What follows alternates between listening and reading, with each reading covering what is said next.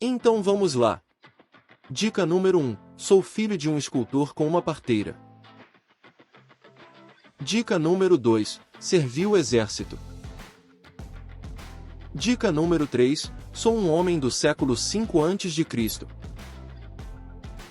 Dica número 4. Sou grego. Dica número 5. Lutei na Guerra do Peloponeso.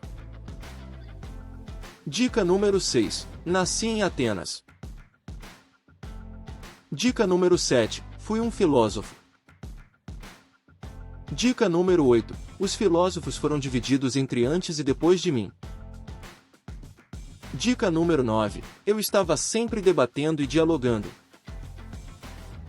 Dica número 10. Nunca escrevi nada. Todo o meu conhecimento foi transmitido oralmente. Dica número 11. Anaxágoras foi meu mestre.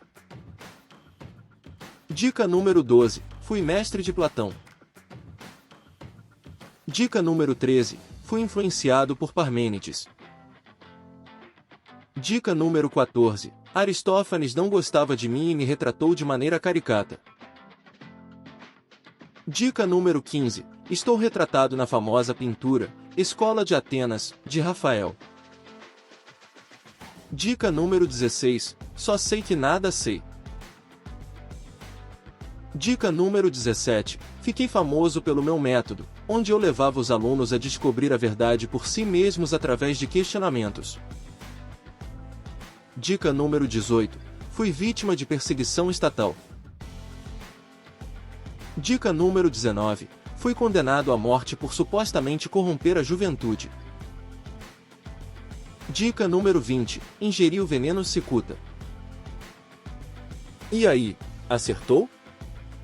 Parabéns para quem palpitou, Sócrates. Sócrates foi um filósofo grego, mesmo não sendo o primeiro filósofo da história, é reconhecido como o pai da filosofia, por representar o grande marco da filosofia ocidental. Até a próxima rodada do jogo. Quem sou eu? Não se esqueça de deixar seu like e se inscrever no canal.